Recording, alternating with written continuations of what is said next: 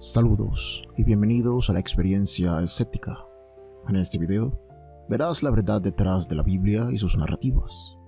Todos hemos visto videos que intentan explicarte el contenido de la Biblia, pero solo terminan contándote historias mezcladas con ideas teológicas que salen de la misma religión judeocristiana. Así que prepárate para lo que vas a escuchar, porque en este video descubrirás el verdadero origen de la historia bíblica, su composición y los secretos que están enterrados en las partes más profundas de la historia. ¿Están listos? Comencemos.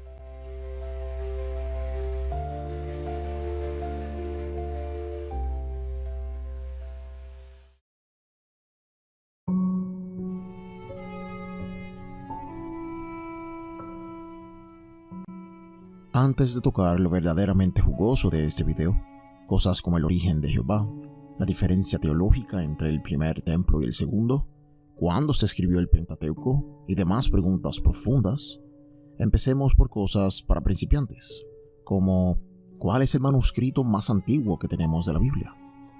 La mayoría dirá que son los rollos del Mar Muerto, encontrados en 1947 en Qumran, cuya fecha data al segundo siglo antes de Cristo. Pero esto no es correcto. Existen unos papiros de plata llamados los rollos de Ketef Hinnom, los cuales fueron encontrados en 1979 al sureste de la antigua ciudad de Jerusalén. Los rollos estaban enterrados en una tumba, y esto no debe sorprender a nadie, ya que este tipo de rollos de plata se usaba como un amuleto contra el mal, y cuando la persona moría, se enterraban con él o ella para garantizarle un pasaje seguro al más allá.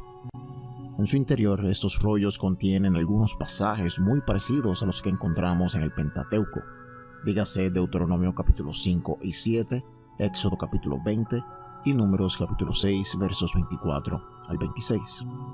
Su fecha de composición data al siglo VII a.C., o 600 años antes de la existencia de los rollos del Mar Muerto.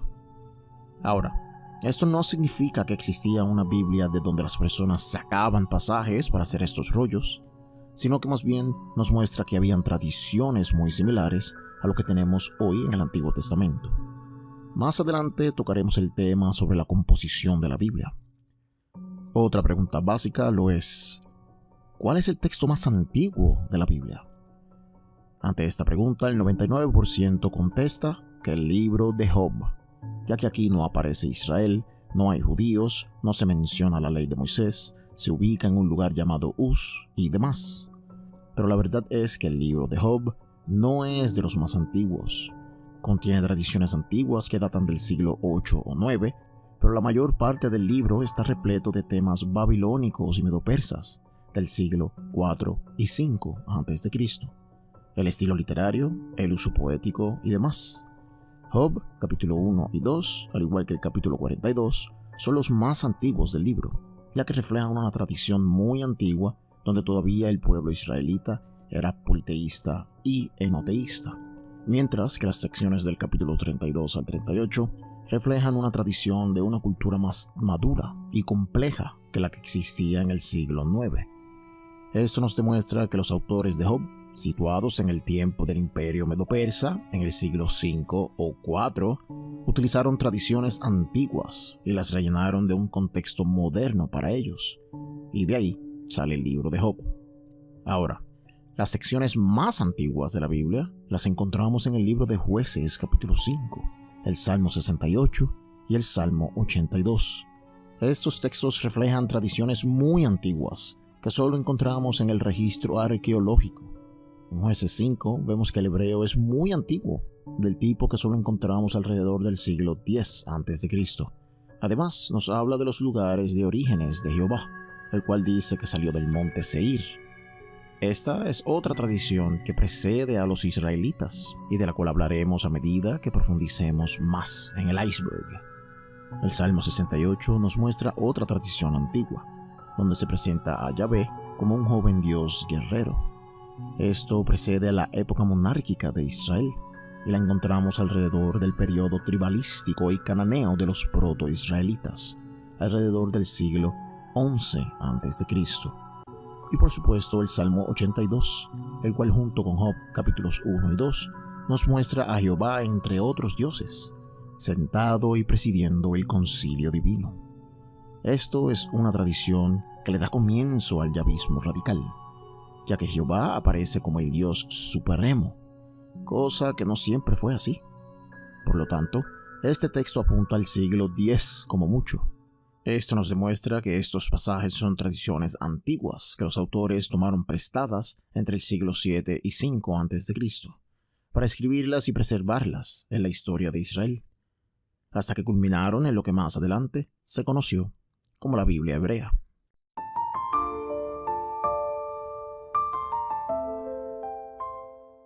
Para empezar el segundo nivel, comencemos con una pregunta interesante. ¿Cuál es el origen de Jehová? Pues la evidencia histórica nos dice que la mención más antigua que tenemos de Jehová o Yahvé es una inscripción que encontramos en Egipto, donde se menciona a los Shasu de Yahweh. Esta inscripción data del siglo XIII a.C., pero ¿quiénes son estos Shasu? La palabra Shasu es egipcia y significa pueblo o tribu nómada, es decir, un grupo de personas que andan juntas de pueblo en pueblo por el desierto. Según las inscripciones encontradas en el templo de Soleb en Egipto, estos Shasu pertenecían a una región llamada Seir, la cual está localizada en el territorio de Edom al noreste de Arabia. Curiosamente, la Biblia nos dice en lugares como Jueces capítulo 5, Deuteronomio 33 y en otros pasajes con tradiciones antiguas, que Jehová salió del monte Seir, del monte de Parán y del monte Sinaí.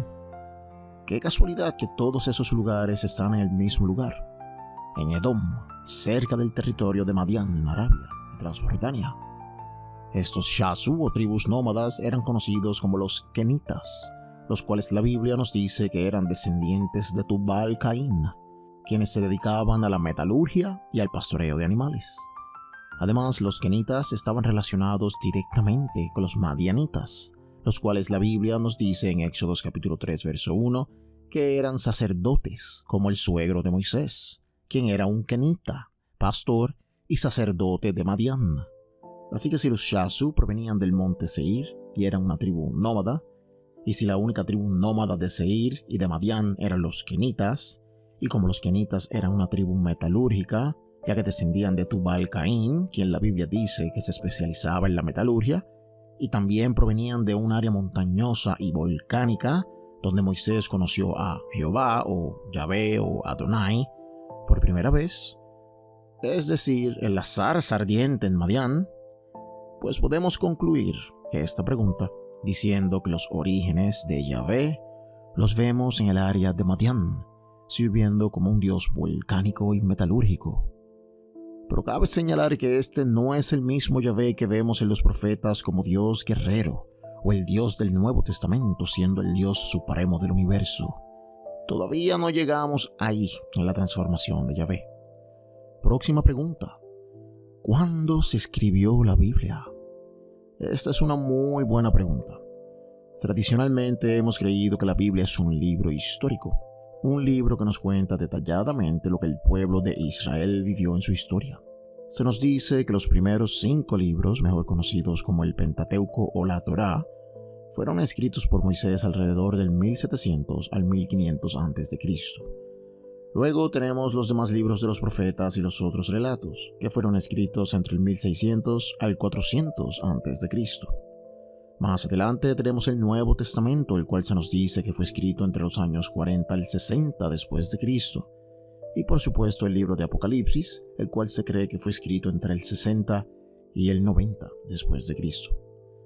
Esta es la explicación convencional que tanto los cristianos como algunos historiadores nos han hecho creer a través de los siglos. Pero la realidad es otra completamente. Empecemos por el Pentateuco. Los primeros 5 libros de la Biblia, Génesis, Éxodo, Levítico, Números y Deuteronomio, mejor conocidos como los 5 libros de Moisés y la ley de Dios. Si en realidad estos libros fueron escritos por un hombre llamado Moisés 1500 años antes de Cristo, pues se supone que encontremos algún tipo de evidencia para ello, ¿cierto?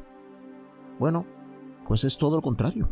El Pentateuco mismo presenta evidencia de que el libro fue escrito más de 1000 años después en los periodos medo-persas y helenísticos. Veamos varios ejemplos. Primero, veamos los anacronismos o los eventos que están fuera de tiempo con las supuestas historias bíblicas, como Génesis capítulo 11 versos 28 al 31, el cual nos dice que Abraham salió de una ciudad conocida como Ur de los Caldeos. El problema con esto es que la ciudad de Ur en Mesopotamia no fue conquistada por los caldeos hasta el siglo VII a.C., es decir, más de 1000 años después de la supuesta existencia de Abraham, lo que prueba que el libro de Génesis fue escrito mientras los judíos estaban en exilio en Babilonia, o justo alrededor de ese tiempo. Otro anacronismo lo vemos con Abraham e Isaac y la mención de los filisteos. En Génesis 21, versos 32 al 34, dice que después de Abraham hacer un pacto con Abimelech, se marchó a la tierra de los filisteos, donde permaneció mucho tiempo. En Génesis 26, verso 1, vemos lo mismo pero con Isaac. Este se fue a donde Abimelech, quien era el rey de los filisteos. El problema con esto es que los filisteos no se establecieron en Canaán hasta el siglo XII, o casi 1000 años después de la existencia de Abraham e Isaac. Los filisteos eran un pueblo inmigrante de Grecia que no existió en Canaán antes de este tiempo. Otro anacronismo lo vemos en el uso del término Palestina, que aparece por primera vez en Éxodo capítulo 15, verso 14, en el Cántico del Mar. La palabra Palestina se comenzó a usar en el V siglo a.C., en el periodo medo-persa y helenístico, más de 1000 años después de la existencia de un supuesto Moisés. Así que vemos la tradición del Pentateuco siendo empujada hasta el periodo helenístico para saber cuándo fue su autoría. Otro ejemplo aparte de los anacronismos es la falta de evidencia arqueológica. El Pentateuco relata la historia del éxodo de Egipto y nos dice que salieron alrededor de 600,000 hombres, y si añadimos las mujeres y los niños, serían unas 2 millones de personas. Otros han interpretado el hebreo para decir que solo entre 20,000 y 50,000 israelitas salieron de Egipto. Pero no importa si fueron millones o algunos miles, se supone que queda alguna evidencia sobre eso. Y hasta el día de hoy no existe ni una pizca de evidencia sobre dicho evento. No hemos encontrado restos humanos, joyas, utensilios de cacería o de comida, armamento de guerra, carretas de caballos, restos animales, restos de comida. Nada. Y más en el Mar Rojo, donde supuestamente quedó atrapado el ejército de Egipto. Ahí se supone que encontremos carrozas, armas y demás cosas. Pero no hay nada. El cristiano Ron Wyatt dijo hace unos años que él y su equipo habían encontrado las carrozas de los caballos egipcios en el Mar Rojo, pero nunca presentó evidencia, y todas las organizaciones egipcias que trabajaron con él niegan haber encontrado algo. Así que esto es falso. No tenemos evidencia egipcia sobre dicho evento, ni un relato, alguna inscripción, ni nada por el estilo. Tampoco tenemos evidencia de las conquistas de Canaán, como las narra Josué, y muchas cosas más que simplemente no aparecen en el registro arqueológico. Por otro lado, también tenemos las distintas fuentes de donde se escribieron los libros del Pentateuco. Por ejemplo, tenemos relatos que se repiten 2 y 3 veces, dejando claro que fueron varios autores los que lo escribieron, lo editaron y lo reescribieron. Esto se hace más claro aún cuando vemos los distintos nombres para Dios. En algunos pasajes se le llama Elohim, en otros se le llama Señor, en otros Yahvé o Jehová, Adonai, etc., etc. Todo esto demuestra que existen distintas fuentes con distintas tradiciones y distintos autores que escribieron el texto.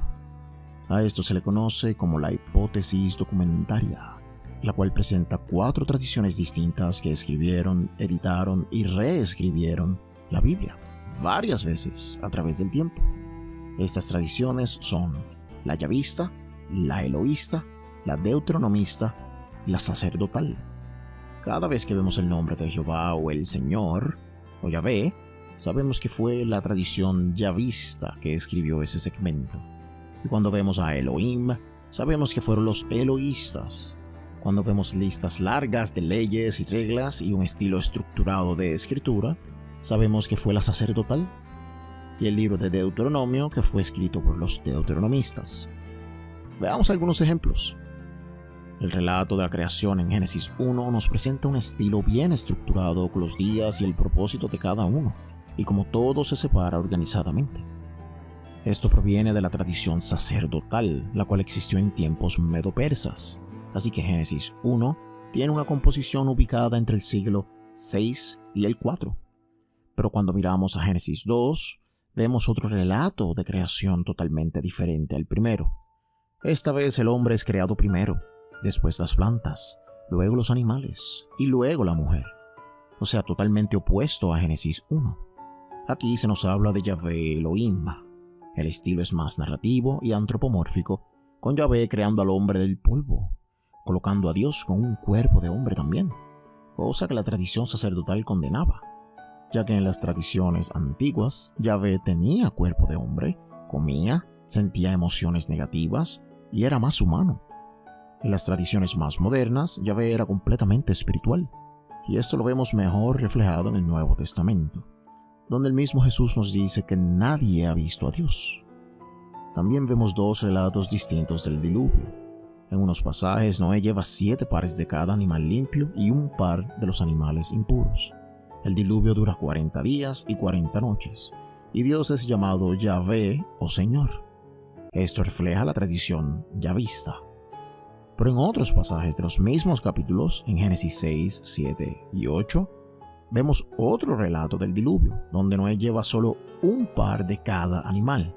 El diluvio dura 150 días y a Dios se le llama Elohim. Así que esto claramente refleja una tradición eloísta. Podemos ver cómo dentro de un mismo capítulo hay distintas tradiciones en juego, lo que significa que estos textos fueron escritos, editados y reescritos a través del tiempo, para añadirle a las tradiciones según la circunstancia lo ameritaba. Así que la hipótesis documentaria es real y nos muestra que la Biblia no solo no fue escrita por Moisés, sino que fue editada y alterada varias veces.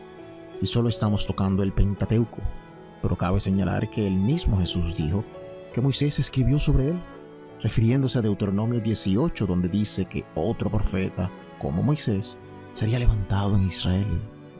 Esto se refiere a Jesús, pero es más que obvio que no lo escribió Moisés, porque el libro de Deuteronomio pertenece a la tradición deuteronómica, que surgió en el siglo VI a.C., y 1000 años después de un tal Moisés. Pero sobre eso hablaremos en los siguientes niveles, porque esto se pone aún más interesante. Así que podemos seguir presentando evidencia que demuestra que el Pentateuco no fue escrito por Moisés. Evidencia como las influencias externas, tales como el Código de Hammurabi, un código de ley que es idéntico a la ley de Moisés, que encontramos en Levítico, sino que mucho más antiguo. También tenemos la referencia a eventos posteriores que según la narrativa ocurrieron en ese momento, pero la historia nos dice que ocurrieron después, etc.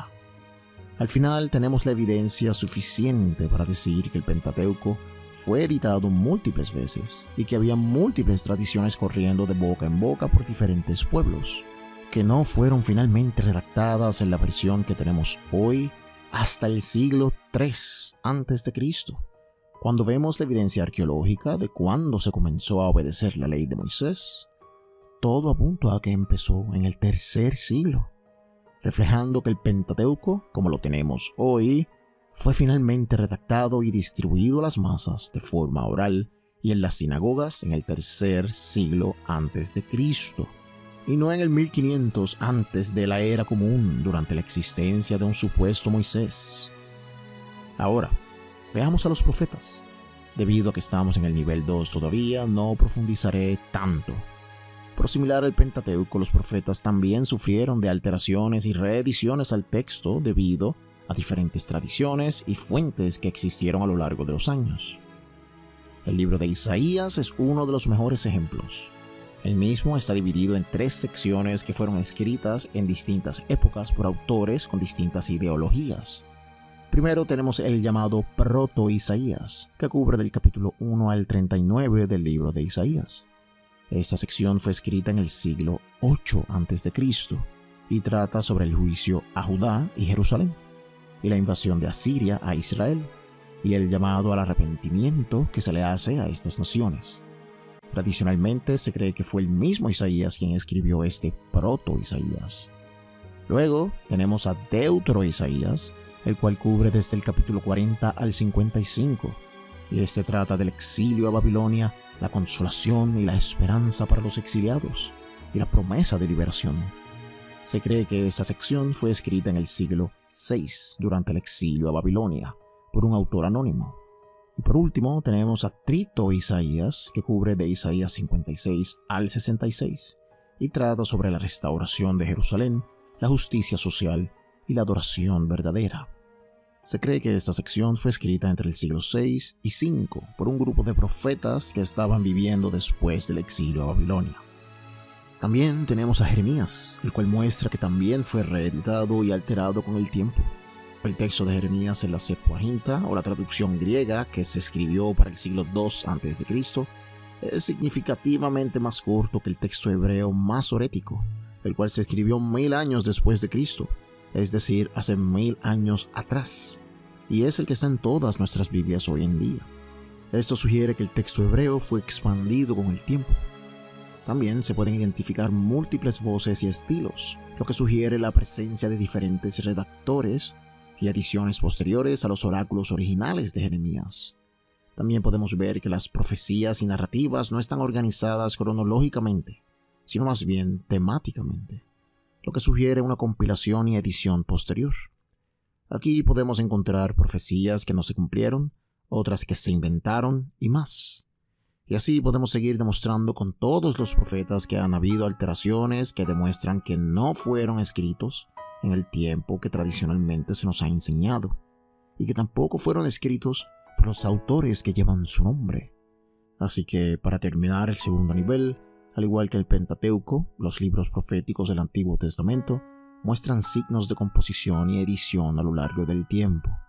Los estudios críticos identifican múltiples autores, diferentes contextos históricos y teológicos, y la presencia de redacciones posteriores que enriquecen y amplían los textos originales.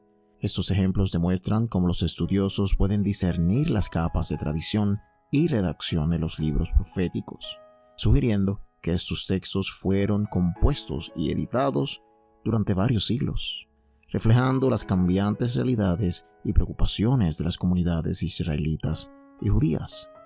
Los autores eran excelentes preservando tradiciones orales, ya que profetas como Jeremías mencionan a personas como Moisés, dando a entender que ya antes del exilio se creía en una tradición de un tal Moisés que pasó por múltiples cambios y alteraciones, hasta que llegó a ser el Moisés que conocemos hoy en el siglo III, en tiempos helenísticos.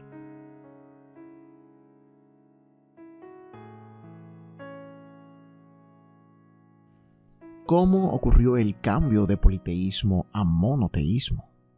Tradicionalmente se nos ha enseñado que Israel siempre fue un pueblo monoteísta y que aunque a veces fueron politeístas, tarde o temprano regresaban a creer en un solo Dios. Y todo lo que acabo de decir es incorrecto. La verdadera pregunta debería ser: ¿cuál era la forma correcta de adorar a Dios? ¿El politeísmo o el monoteísmo? Aquí nuevamente la historia refuta por completo la narrativa bíblica. Los israelitas eran un pueblo cananeo, que mucho antes de llamarse Israel, creían en el panteón de dioses cananeos, el cual tenía como líder al dios supremo El Elyon, y junto con su esposa Atirat, mejor conocida como Asherah, tenían 70 hijos, los cuales eran los dioses de las 70 naciones de Canaán. Y si recuerdan bien, el dios Yahvé pertenecía al sur de Canaán y al levante, a las regiones de Edom y Arabia, y este era adorado por tribus nómadas como los kenitas. Así que tarde o temprano Yahvé llegaría a Israel, donde comenzaría a ser adorado. Esta adoración de Yahvé le dio comienzo a un culto conocido como el Yahvismo. Este culto creció rápidamente y Yahvé se convirtió en el Dios nacional de Israel. Así que aquí los israelitas pasaron de ser politeístas a enoteístas entre el siglo X y XI. Esto significa que ahora adoraban al dios El Elyon como el Dios supremo, pero también adoraban a Yahvé como Dios nacional, y a los demás dioses por debajo de Yahvé y de El Elyon. Esto continuó hasta el siglo IX, cuando el yahvismo continuó cobrando poder y ahora buscaban suplantar a El Elyon como Dios supremo y colocar a Yahvé en su lugar. Para hacer esto, fusionaron a ambos dioses, dejando a Yahvé como la cara de dicha fusión. Ahora Yahvé pasó de ser un dios metalúrgico y volcánico a ser el líder de todo el panteón cananeo en el sur de Canaán. Ahora la diosa Asherah ya no era su madre, sino que era su esposa, dejando en evidencia que Yahvé suplantó a su padre, quedándose con el trono. Pero hay un problema, y es que en el norte de Canaán, el dios Baal-Hadad ya había suplantado a El Elyon en Ugarit como el dios supremo. Así que teníamos dos dioses supremos, en el sur a Jehová y en el norte a Baal. Poco a poco se fueron mezclando a tal nivel que el pueblo le llamaba Baal a Jehová. La misma Biblia nos muestra ejemplos de cómo se creía que Yahvé era dueño de algunos territorios del norte que para ese tiempo todavía le pertenecían a Baal, reflejando la convergencia y asimilación que estaba ocurriendo entre ambos dioses. El erudito Mark Smith dice en su libro La historia temprana de Dios, Yahvé y las otras deidades en el antiguo Israel: en el proceso de asimilación de Baal a Yahvé, las características y elementos del culto a Baal fueron adoptados por la práctica yahvista.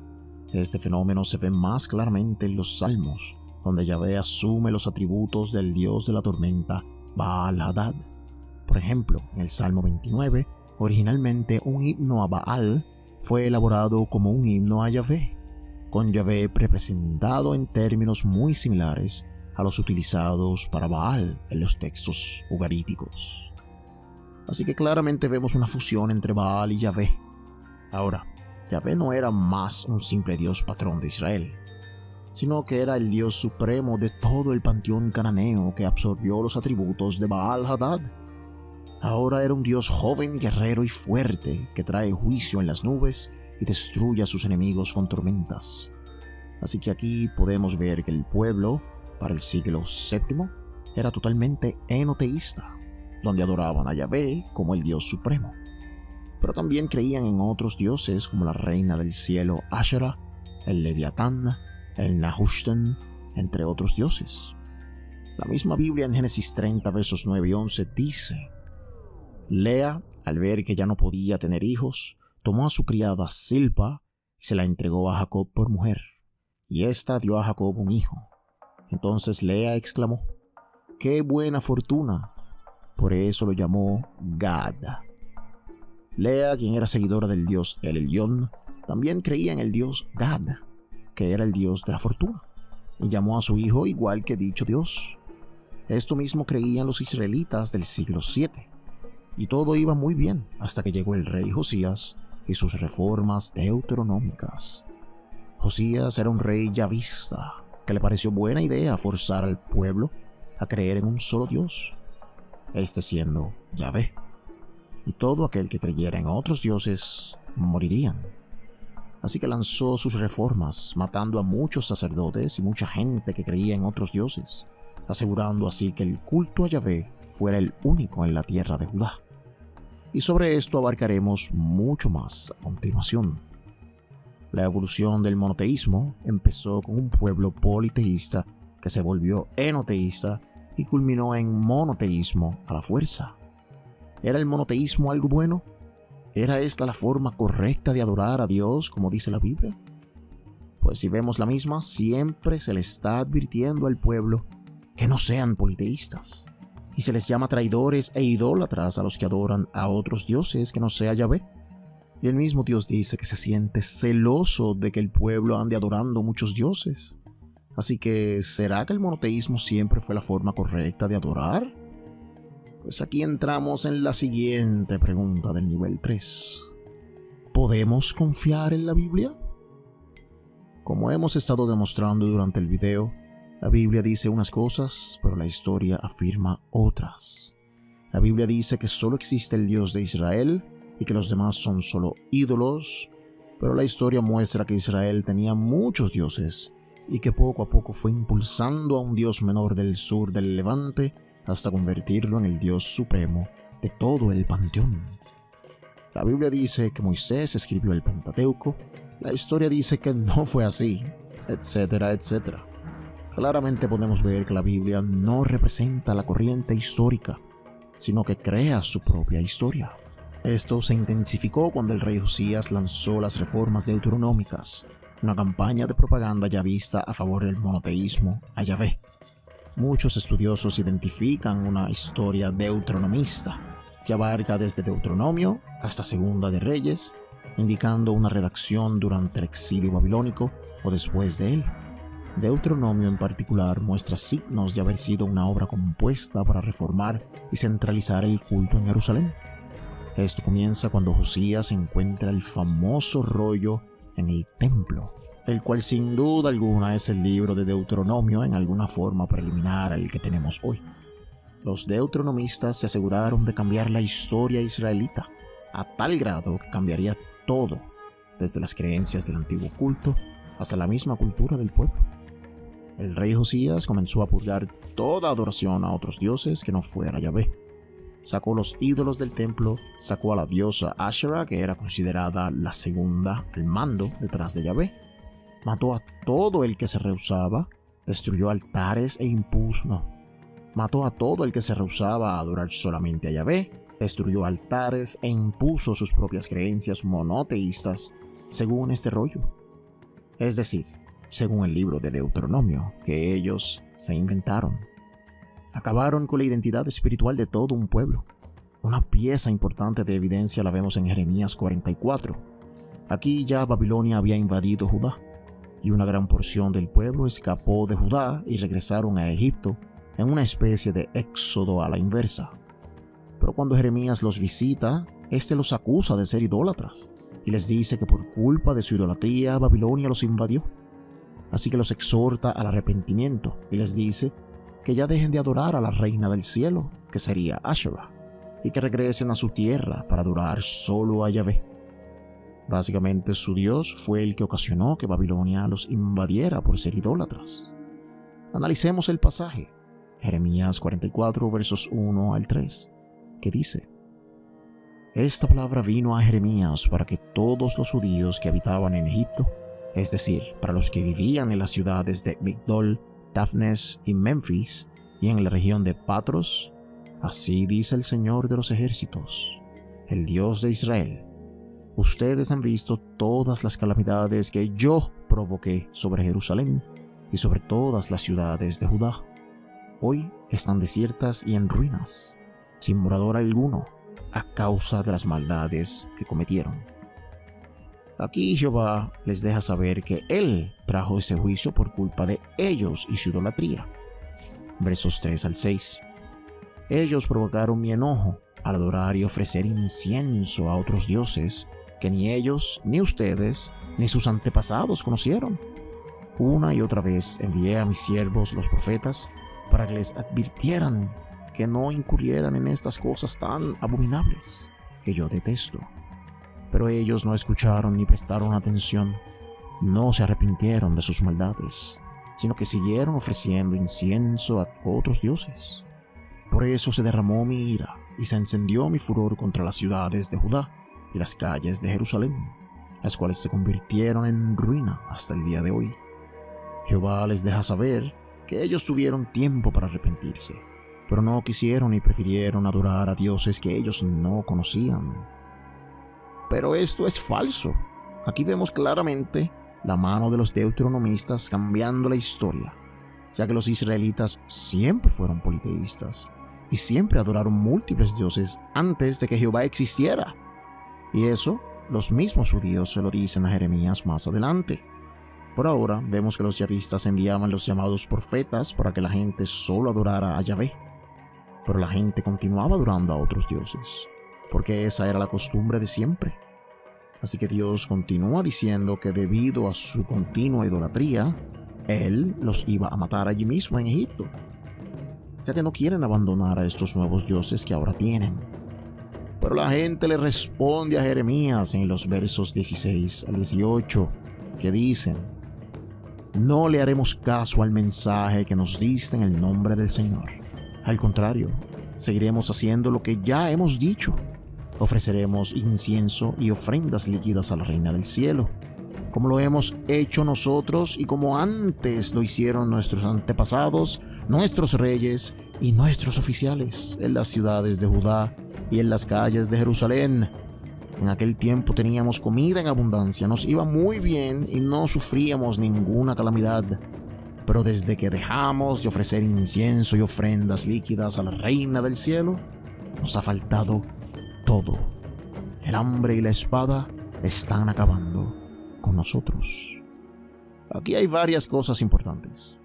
La primera es que esa acusación de Jeremías de que están adorando a dioses nuevos que nunca habían adorado antes es mentira. Ellos mismos confirman en estos versos que leímos que solo hacen lo que sus antepasados hacían y que sus gobernantes hacían y sus oficiales hacían. O sea, que siempre han adorado igual que los antiguos israelitas y cananeos.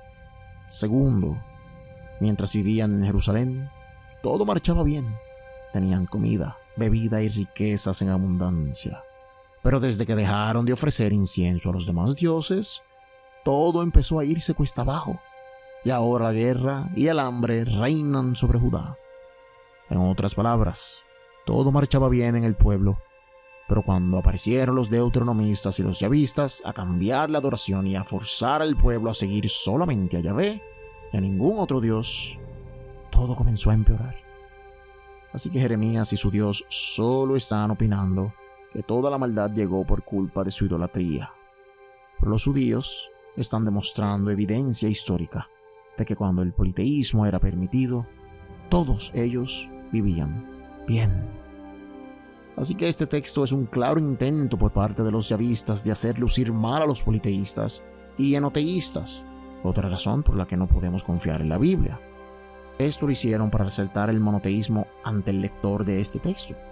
Al final del capítulo, Jeremías les dice que Dios los matará en Egipto, y eso tampoco se cumplió, al igual que muchas otras profecías fallidas de Jeremías, porque estos judíos se fueron a vivir a Elefantina y florecieron por 300 años más. Otro ejemplo lo vemos en los libros de Reyes y Crónicas, donde se nos quiere mostrar una historia que resalta el valor del monoteísmo y de solo seguir a Yahvé. Vemos a Salomón siendo considerado un pecador por adorar a otros dioses. Vemos a Isaías proclamando que Jehová es el único Dios y que no hay otro aparte de él. Vemos en Deuteronomio que Israel solo tiene un Dios, etcétera, etcétera. Todas estas narrativas fueron organizadas y añadidas a estas tradiciones escritas para colocar a Jehová o Yahvé como el único y supremo Dios, cuando esto claramente nunca fue así. Así que para contestar a la pregunta, no podemos confiar en la Biblia para recibir información histórica de sus creencias y su identidad religiosa, porque vemos una y otra vez que la misma fue alterada.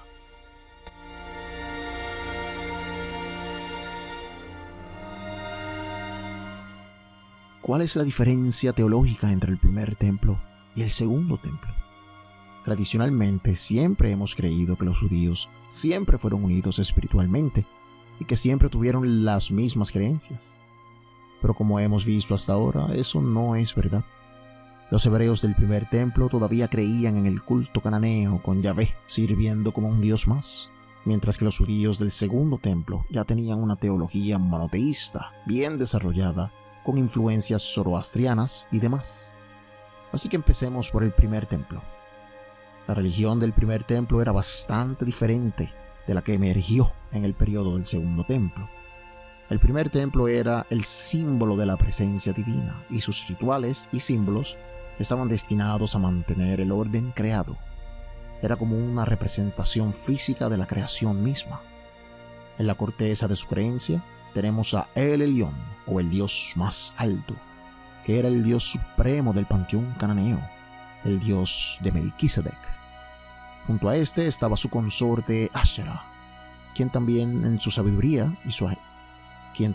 su sabiduría y su agente creadora.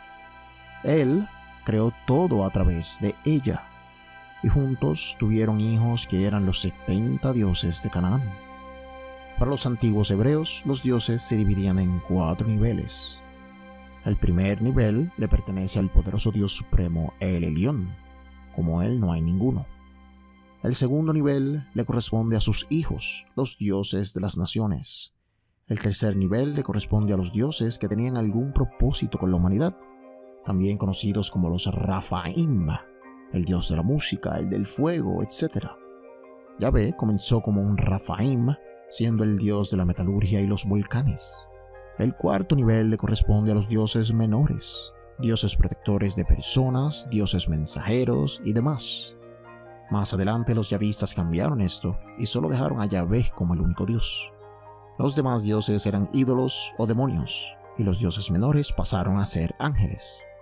El término ángeles también se usaba para dioses de segunda categoría como Baal-Hadad, pero esto solo ocurrió durante un breve periodo. Los antiguos hebreos del primer templo eran enoteístas, creían que el El Elyon era el dios supremo, pero también creían que había más dioses de las demás categorías. Más adelante, alrededor del siglo IX, Yahvé ascendió los rangos y se convirtió en el Dios nacional de Israel. Los hebreos lo incorporaron a su teología y le dieron la posición de unigénito de El Elyon.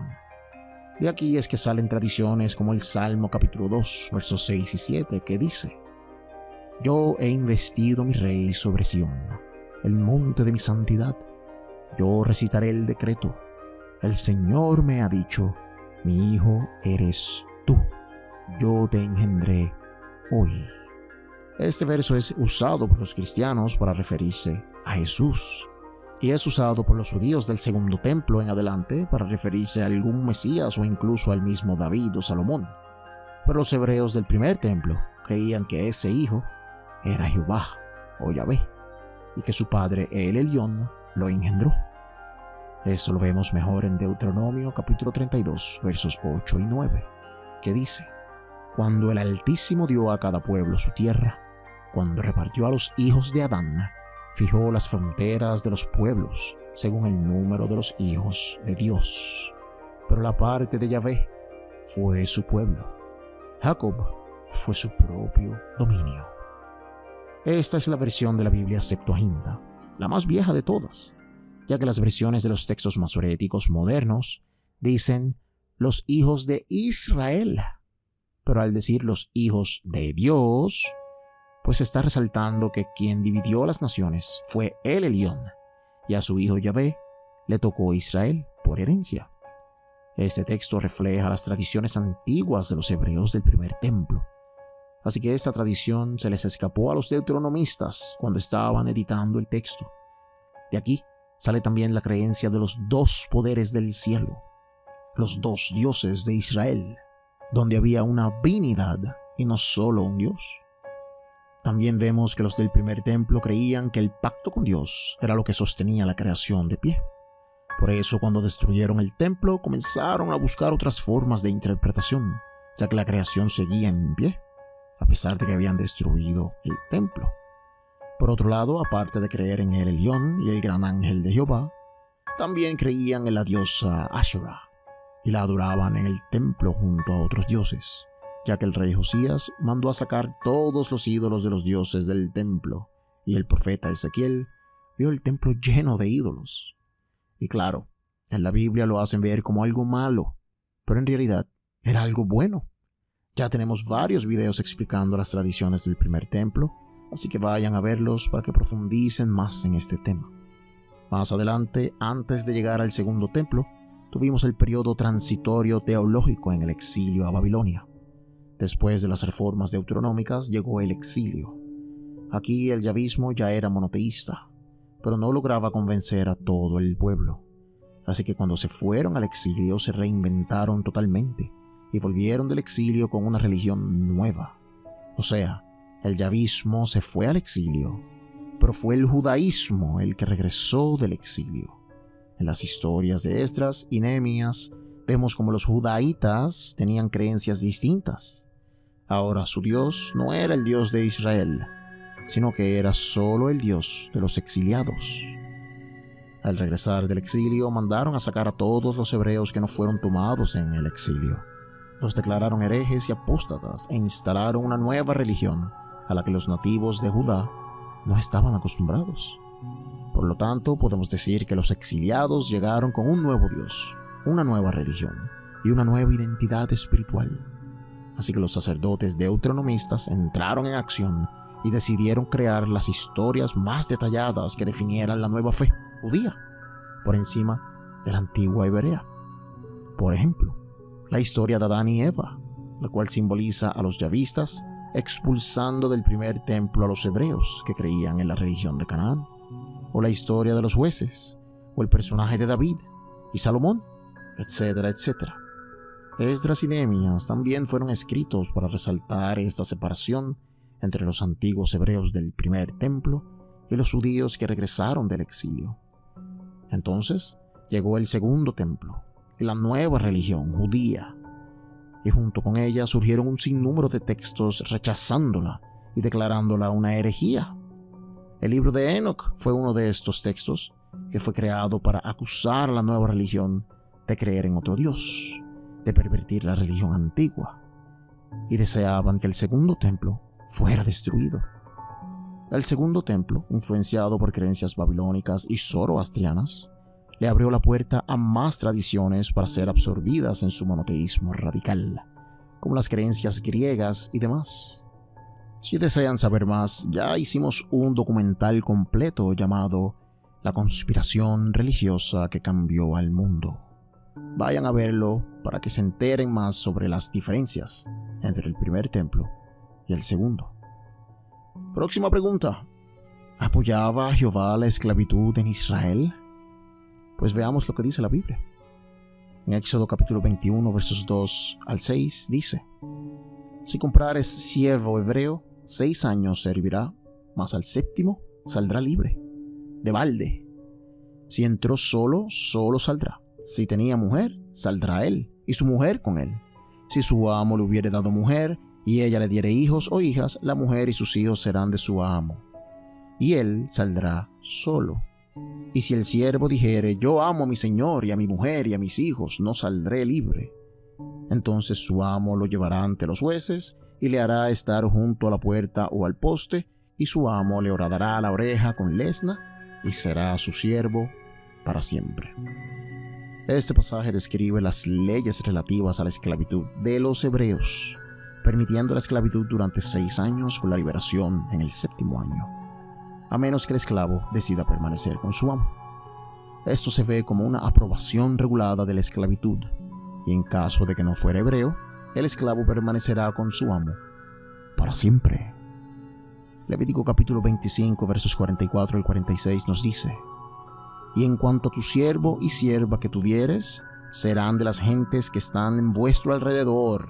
De ellos compraréis siervos y siervas. También compraréis de los hijos de los forasteros que habiten entre vosotros, y de sus familias que estarán con vosotros, los cuales habrán engendrado en vuestra tierra, y serán vuestra posesión. Y los podréis dejar en herencia para vuestros hijos después de vosotros, para que hereden la posesión. Perpetuamente los podréis esclavizar. Mas en vuestros hermanos, los hijos de Israel, no os enseñorearéis cada uno sobre su hermano con dureza. Este pasaje establece que los israelitas podían comprar y poseer esclavos extranjeros de manera permanente, y que estos esclavos podían ser heredados. Esto es visto como una aprobación explícita de la esclavitud de extranjeros. En Éxodo capítulo 21, versos 20 y 21, dice: Y si alguno hiriere a su siervo o a su sierva con palo y muriere bajo su mano, será castigado. Mas si sobreviviere por 1 día o 2, no será castigado, porque es de su propiedad. Este pasaje establece que un amo puede castigar físicamente a su esclavo. Y si el esclavo sobrevive 1 o 2 días, pues, después del castigo, podrás volver a hacer lo mismo. El amo no será castigado, porque el esclavo es considerado su propiedad. Esto se interpreta como una tolerancia a la violencia contra los esclavos. En Deuteronomio capítulo 15, versos 12 al 18 dice: Si se vendiere a ti tu hermano hebreo o hebrea, te servirá 6 años, y al 7º lo despedirás libre. Y cuando lo despidieres libre, no lo enviarás con las manos vacías. Le abastecerás liberalmente de tus ovejas, de tu era y de tu lagar. Le darás de aquello en que Jehová te hubiere bendecido. Y te acordarás que fuiste siervo en la tierra de Egipto, y que Jehová tu Dios te rescató. Por tanto, yo te mando esto hoy. Similar a Éxodo 21, versos 2 y 6, este pasaje establece la liberación de los esclavos hebreos en el 7º año, pero también requiere que el amo provea generosamente al esclavo liberado. Esto se ve como una regulación de la esclavitud, pero no su eliminación, y solo con los hebreos. Esto y otros textos prueban que para Jehová la esclavitud era una calle de 2 vías. Si el esclavo era hebreo, la esclavitud servía como un programa social de ayuda al pobre, donde a los 7 años era liberado y con las manos llenas. Pero si el esclavo era gentil, se le trataba como un pedazo de basura. Se le podía golpear y hasta se podía heredar para siempre él y su descendencia. Esto no es propio de un ser de bondad y amor, lleno de misericordia, que a la vez es el árbitro moral del universo.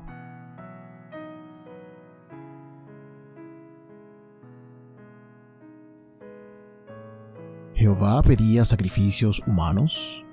Sabemos bien que hay varios pasajes bíblicos donde Yahvé detesta el sacrificio de niños y humanos en general. Pero ya sabemos que los deuteronomistas alteraron las escrituras para presentar una versión distinta de Yahvé, una versión que se separa del Yahvé del primer templo. Un Yahvé que sí pedía sacrificios humanos y los aceptaba en holocausto. Por ejemplo, en Jueces capítulo 11, versos 30 al 31 dice: Y Jefté hizo voto a Jehová, diciendo: Si entregares a los amonitas en mis manos, cualquiera que saliere de las puertas de mi casa a recibirme, cuando regrese victorioso de los amonitas, será de Jehová, y lo ofreceré en holocausto. Y dicho y hecho, Jefté derrotó a los amonitas, y cuando regresó a su casa, su hija salió a recibirlo. Este se rasgó las vestiduras, lloró y gritó, pero su propia hija le dijo que tenía que cumplirle la promesa a Jehová. Así que Jefté entregó a su hija en holocausto a Yahvé, y éste no hizo nada para detenerlo. Si leemos bien el pasaje a principio, vemos que fue el mismo Dios quien entró su espíritu en Jefté para que éste le pidiera la ayuda de derrotar a los amonitas a cambio de un holocausto de quien salga de su casa. Ya tenemos un gran video sobre este tema donde entramos en el hebreo y vemos que hay ciertas palabras que nos muestran que sin duda alguna esto fue un sacrificio y nada más. Otro ejemplo es el de los 7 hijos de Saúl, quienes los gabaonitas pidieron para sacrificarlos y así poder levantar una hambruna que había en Israel por causa de la desobediencia de Saúl. En 2 de Samuel capítulo 21 versos 1 al 9 dice: Ellos respondieron al rey: De aquel hombre que nos destruyó y que maquinó contra nosotros para exterminarnos de todo el territorio de Israel, dénsenos 7 varones de sus hijos, para que los ahorquemos delante de Jehová, en Gabaa de Saúl, el escogido de Jehová. Y el rey dijo: Yo los daré. Y el rey tomó a los 2 hijos de Rispa, hija de Aja, los cuales ella había dado a Saúl, Armoni y Mefiboset, y a los 5 hijos de Mical, hija de Saúl, los cuales ella había tenido de Adriel, hijo de Barzillai, meholatita, y los entregó en manos de los gabaonitas. Y ellos los ahorcaron en el monte delante de Jehová. Y así murieron junto a aquellos 7, los cuales fueron muertos en los primeros días de la siega, al comenzar la siega de la cebada. Aquí vemos que Jehová envía una hambruna a Israel por causa de Saúl, que mató a unas personas que Jehová no quería que matara. Así que para resolverlo, en vez de perdonar al pueblo, ya que Saúl ya estaba muerto, decidió aceptar el sacrificio de los 7 hijos de Saúl como paga y así levantar la hambruna sobre Israel. Esto demuestra que Yahvé también era visto como un Dios de la fertilidad y el grano.